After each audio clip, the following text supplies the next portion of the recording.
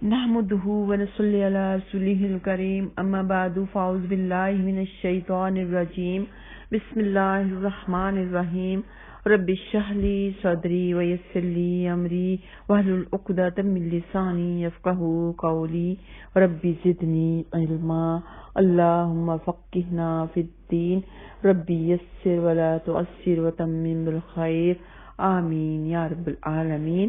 السلام علیکم ورحمۃ اللہ وبرکاتہ۔ آج ہم سورۃ آل عمران پارہ نمبر 3 کی آیت نمبر 10 اور 11 کی تفسیر اور لفظی ترجمہ کریں گے انشاءاللہ تعالی۔ اللہ سبحانہ تعالیٰ فرماتے ہیں ان الذین کفروا لن تغنی عنہم اموالہم ولا اولادہم من اللہ شیئا واولئک ہم وقود النار كدأب آل فرعون والذين من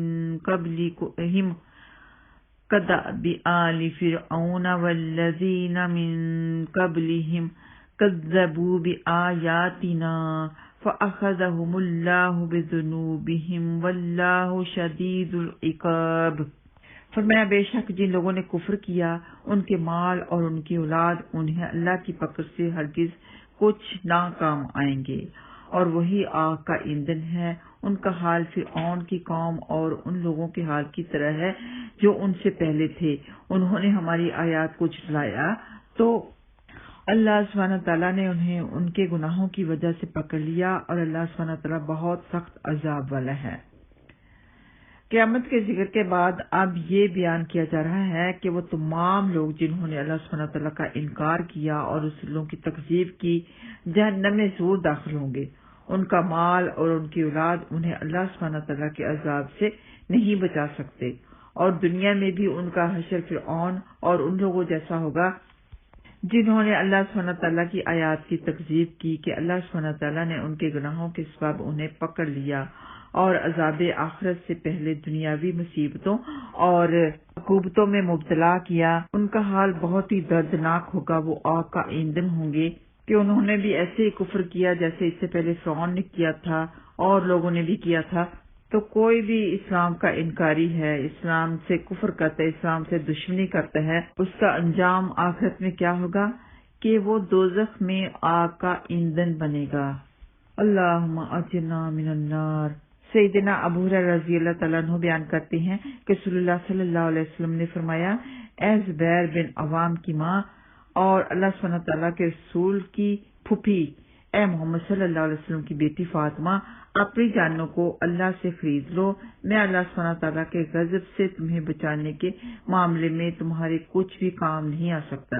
یہ بخاری میں موجود ہے اور صحیح مسلم میں بھی موجود ہے کہ نبی پاک صلی اللہ علیہ وسلم نے اپنے گھر والوں کو نصیحت کی کہ اپنے اعمال، اپنے اچھے اعمال، نیک اعمال خود کرو، میں اللہ کے غضب سے تمہیں بچانے والا وہاں پہ نہیں۔ اللہ سبحانہ تعالیٰ سب پر اپنی رحمتیں فرمائے، ہم سب کی بخشش فرمائے، آمین یا رب العالمین۔ آئیے آتے ہیں لفظی ترجمہ کی طرف۔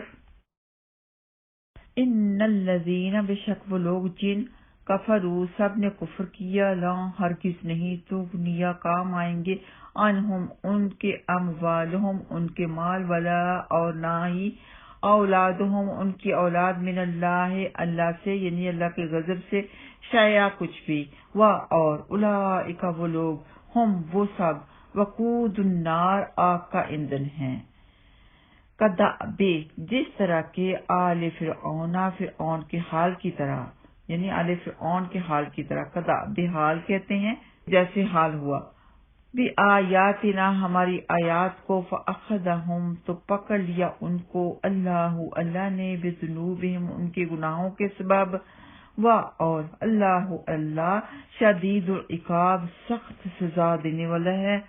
اللہم لا تجعلنا منہم، اللہم غشنا برحمتک، آمین یا رب العالمین۔ وآخر دعوانا ان الحمد للہ رب العالمین۔ السلام علیکم ورحمۃ اللہ وبرکاتہ۔